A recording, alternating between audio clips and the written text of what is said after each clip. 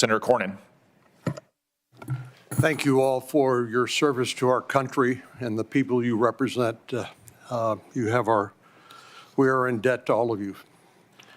I want to ask you, Director Ratcliffe, yesterday, the head of the National Counterterrorism Center resigned, saying that Iran did not represent an imminent threat to the United States.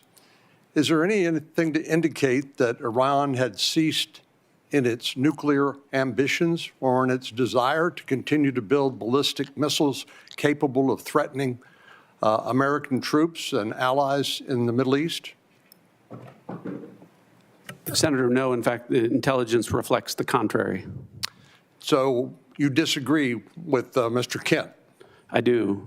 I would think any fair-minded assessment of the situation, even based on open sources, would reflect the danger the regime poses to the United States.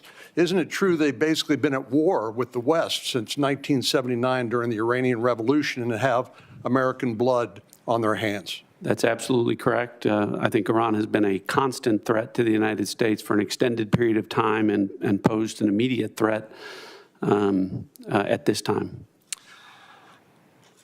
The threat assessment says that al-Qaeda and ISIS maintain the intent to launch operations targeting the U.S., but it's most likely to occur through U.S.-based lone offenders.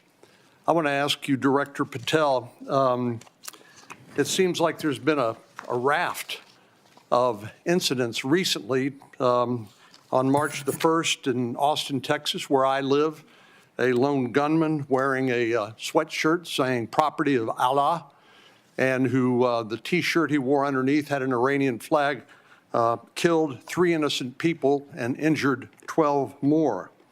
And then we know in Virginia, the Old Dominion shooting, somebody who unbelievably was sentenced to 11 years in federal prison for attempting to support ISIS, but then was released only to commit another terrorist attack. We all are familiar with what's happened in Michigan, in New York, and I applaud the important role that the FBI has played in stopping some terrorist attacks, but obviously the FBI can't be everywhere all the time.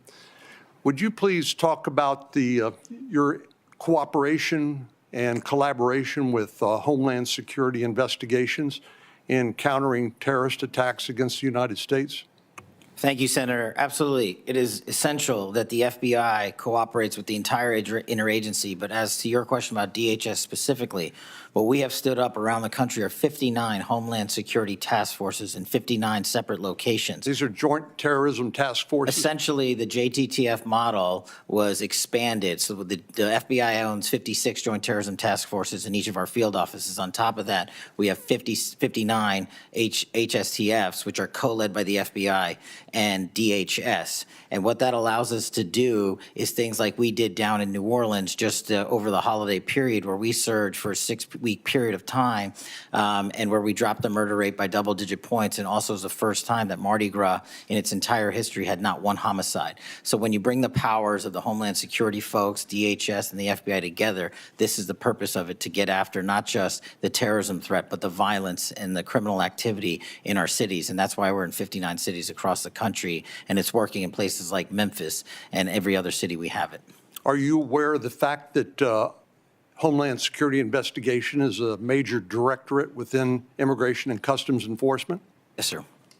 Yes, sir.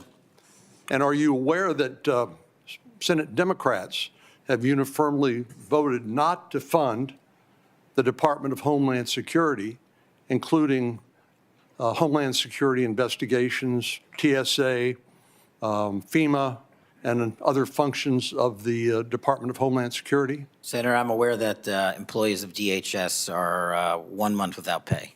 They're not being paid, right? Yes, sir. And we were all seeing what's happening at airports where people are having to wait hours at a time because of the fact that these TSA agents are overburdened. But what I wanted to focus on with you is the refusal to fund the functions of the Department of Homeland Security, including Homeland Security investigations, making Americans less safe? Absolutely.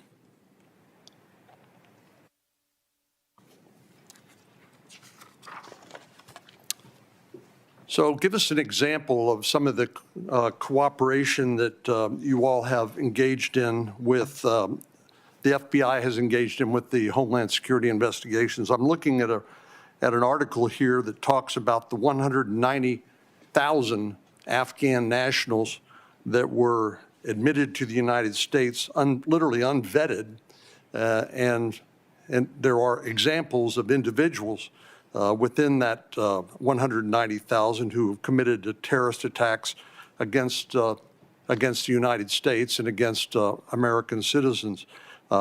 Is that the sort of thing that you are investigating with HSI? Senator, that's one of the many things we're investigating with HSI, DHS, CBP, ICE. Give me some other examples of the collaboration on what other topics, including in addition to terrorism attacks. What we're allowed to do with our DHS partners, Senator, is enable their massive workforce to supplement ours. And what they're allowed to do is share intelligence on things that you just talked about the 100,000+ illegals that came in from Afghanistan during the Afghanistan withdrawal. Unfortunately, they weren't vetted thoroughly. So what we're doing is going back with our DHS partners and vetting absolutely every single one of them to the best that we can. But unfortunately, we're not able to go out into the country and find every single one of these individuals.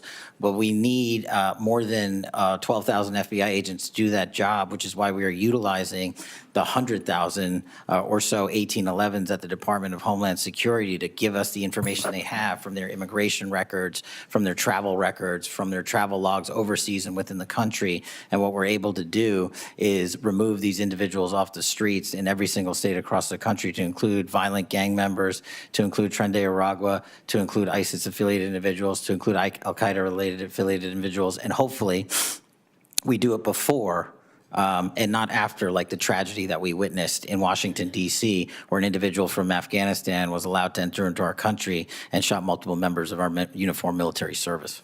Thank you. Senator King.